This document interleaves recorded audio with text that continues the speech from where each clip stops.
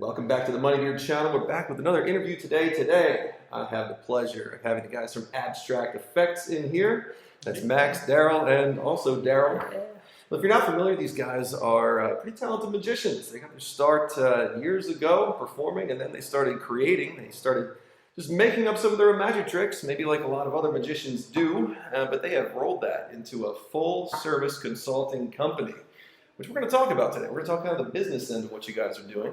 Okay, perfect. Yeah. It's the most boring part of what we do. So we'll talk about it. It's the boring channel. It's the boring YouTube channel, so it'll fit in really well. These guys here, all right, you may or may not recognize their faces, but these guys consult for some well-known names. I don't know if we're going to mention any of those names here, but you guys contribute and consult for some of the top celebrity names in the business. And you've gone from coming over to my place and helping me out for free to working for legit magic celebrities in your field, like becoming the guy that the stars call when they need help with something. So you're obviously charging for it now. So let me ask you this. When it comes time to talk pricing, how do you guys, Max, this might be a question for you actually. How do you guys like to talk pricing? Do we talk budget up front? Do we talk about the job first? Do we make sure the client has it in the budget? What is kind of your methodology for getting into the discussion of pricing? Yeah, that's a great question. I think one of the things that a lot of people fall to, and we've fallen into in the past, is trying to work within someone's budget, trying to figure out, okay, how cheap can we make this to make sure it works for them, right? And over time, we've learned that doesn't work, right? That's not good work for us. It doesn't make sense for us. It's not financially sustainable. There's a time and place for that. There towards is the beginning. Exactly. Sure. It's like the next step from working for free is like working with budgets. Yeah. It's like that intermittent step. Then you get to kind of just charge what you want, and then there's those 3 levels to it. Exactly, and that's a great point, right? Because you start with working for free, and then there's a jump to working for a set price that it's this is it, or you walk away, right? But in that middle point where Daryl's talking about is a really important place, because I think that's where a lot of people are, right? A lot of people are starting to move out of this, like, all right, I've done a lot of free things, I've moved through that point, and there's this interesting point where you have to keep a mindset of, I know where I am and I know where I'm going. And so where I'm going is, this is what I charge. If you don't like it, don't take it, because I'm moving on to the next guy. And right? you guys are willing to walk? I would say we're not 100% in that category yet. Okay. Like we're still in the we'll work with your budget. Yep. But we're you know what I mean? We're not asking budget first. We're telling you what our price is, and then you can counter with whatever, and then we kind of figure in. Okay, well we're not going to say no to you. We don't want to say no to you. Let's see if we can make something work, or a lesser version of whatever it is. Right. When you're just moving from doing it for free to paying for it, you're still doing it for exposure, right? That's still your primary goal. And everyone, we joke about exposure a lot in the magic community. Like, oh, I'm going to pay my rent in exposures. I did a whole video on exposure. Yeah, but the truth is, exposure is amazing, because that's the only way that you get to that top tier charge that you want. That is the only way. If you know how to leverage the exposure and exactly. make the exposure work. That's exactly. But you can't be there. Only 2 ways you can be at that charge rate you want. You either have to be the only one, or you have to be known by somebody specifically and have had the exposure. It's the only way you get to that top tier. Yeah. I think that's been really the hardest decision for us to make, going step by step.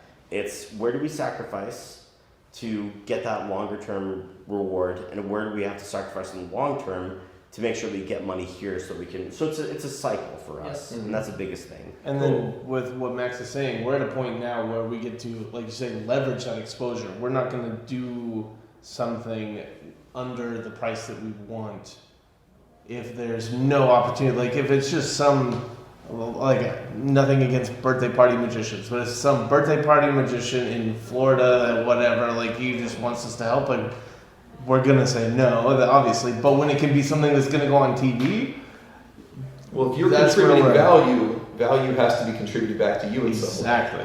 Yeah. And also to that point is the birthday party in Florida is not like the time that it would take to book the flight, figure it all out, negotiate the contract, fly to Florida, do the thing, come back.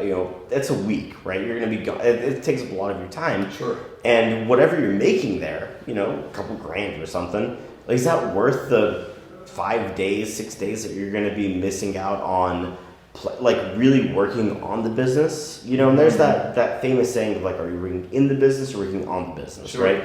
But I don't want to think like you should be jumping to the step of like, oh, I'm just gonna charge whatever I want, sit back. Like, we work so much for free and so much for like limited budgets. We're like, like one time I took a corporate gig in New York City that it cost me $200 because I pretended I was in New York City that weekend. Wow. But So what was like, so let's talk about that briefly then. Okay. Actually, why would you take that? What was the incentive for you to take a gig like that? okay, so gigs would be kind of like, at the same time, kind of like the fake it until you make it. Right? I know I'm gonna go there, and I know I'm gonna be pretty much in the top 1% of anybody they could hire for this job. So I'm happy, I'm comfortable going. I just need the exposure because if you don't have a glamorous reel, you know how hard it is to book shows. Oh, yeah. And then so many questions. What TV shows have you been on? You're competing with these better talent people and all that. So I just need to get there. I need to get somebody knowing that I'm doing this and this.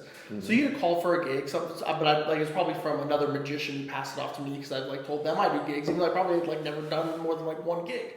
But I could show the magic that was good, and I could show that I was ready to do gigs. So they said, "Oh, there's a show in New York City, and they're paying $900."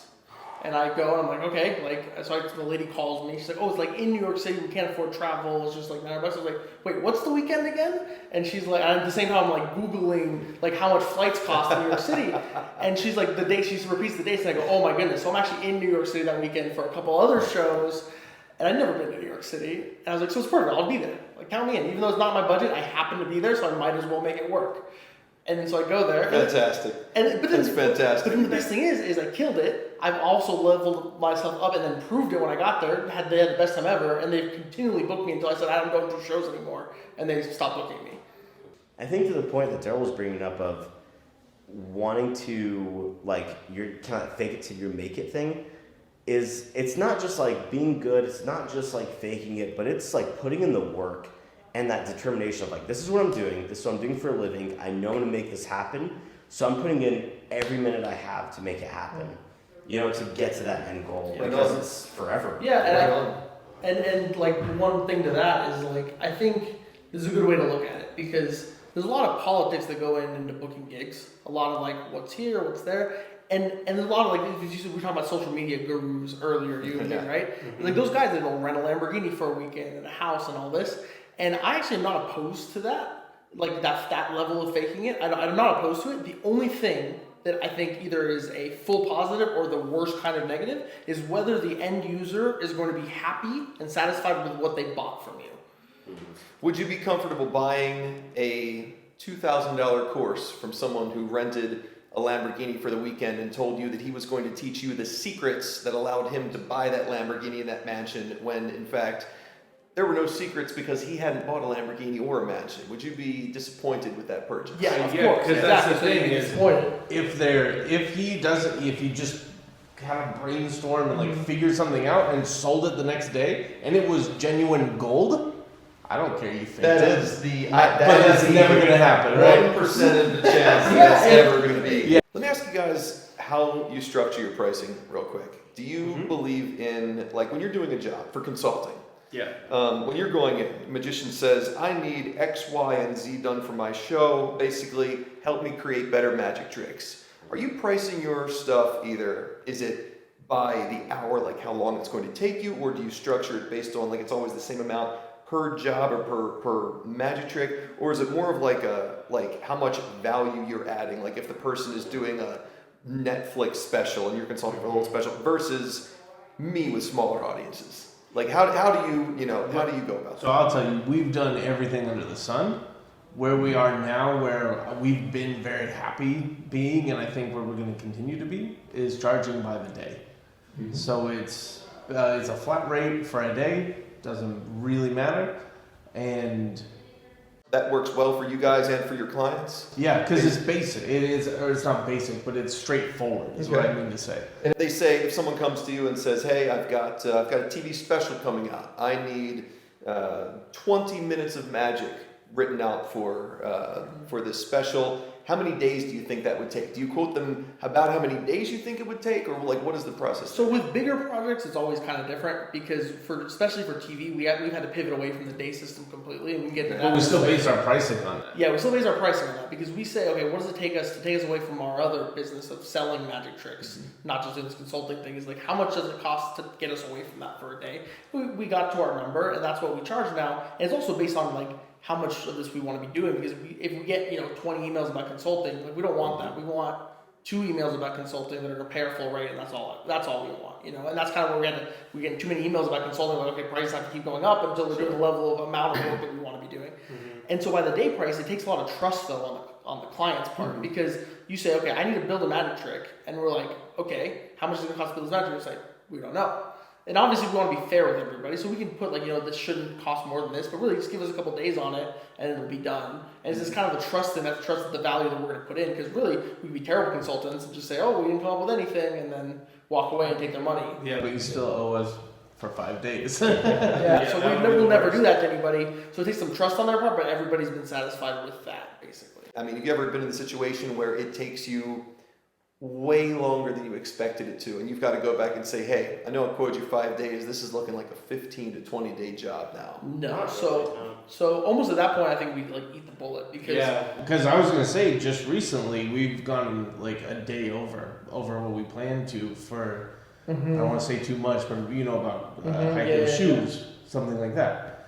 That we went over it, and we just don't even mention it, because we want to be like the best, like we're not trying to be awkward about it, and we estimated that based on what we thought and based on our experience. So the fact that we were wrong by a day doesn't mean we're going to charge another day. Yeah, like I'd say like 99.99% of the time, it's like Daryl says, we use the day estimates. We built so much magic with this, we can just see how many days and hours this is going to take, because we understand the whole process and the building and this. And we say, okay, that's a 3-day project. Like, and whether it's 3 days or ends up being 6 days, like, we still saw it as a 3-day project. And also our schedule's so crazy that we might not work on it for 3 days straight, you know, like if it's specifically building props, you know. Let me ask you guys about scaling, because you know you've got your company here, you're consulting, you also make and sell magic tricks, so your like knowledge and expertise through those products can get out there to the world everywhere without you being there. You're selling a product that sort of goes along with your service in a way. Is that your plan for scaling the company, or is there a plan to scale the company? How do you scale? I mean, that's one of the plans. You invited us here because you know us as Other Brothers, the consulting team. Yeah.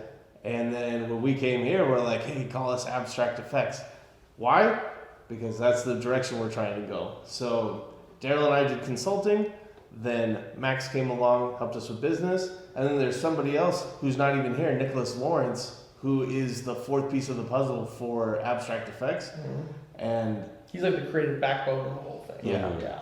So with him and us and everything coming together, we're inventing tricks and selling them, and that's doing so much for consulting, because people, our magic tricks, for example, the woman who won Asia's Got Talent won not based on our trick, but in her routine, she did one of the tricks that we sold commercially. That's amazing. That was super cool. That's incredible. I didn't even know that until just now. That's awesome. So that was something that Daryl and I built by hand. Somebody else put in boxes, but whatever. They got shipped down across the world, and she bought it and she did it. And I promise you, if she ends up going back to like have to invent something, she's either going to use her consultants who she already has, or if something goes wrong with that, or she needs somebody else, we're gonna be on her mind, guaranteed. The money in being a performer of magic isn't that high compared to being a jeweler. I don't know, like there's more money in other businesses, and that's in every performing thing. Unless you're famous, which you don't want to ever rely on fame for your financials, right? It'd be a nice benefit, but you never want to say that's my financial dream or my financial plan to be famous. And that's the only way you can make any real money, like real money, like I'm like big money, performing as if you're famous in anything. So look at that as, let me get as good in my niche with all these clients and everything to where I can charge a good chunk of cash for this, and I only have to perform once a month. And I'm making as much as I was doing 20 days of gigs before. There you go. I'm sure you've talked about it as well with like doing magic shows, but then building that into a business and then having that business take off. And it's just doing magic shows will get you to a healthy, happy lifestyle. But if you want more, you got to do more. Okay, is that the alarm?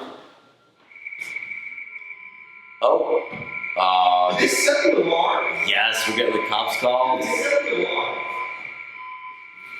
Okay, so for real, the alarm in this building is going off right now that I live in, so the doors are locked, the cops are probably on the way. We gotta go. Thanks for watching. Subscribe.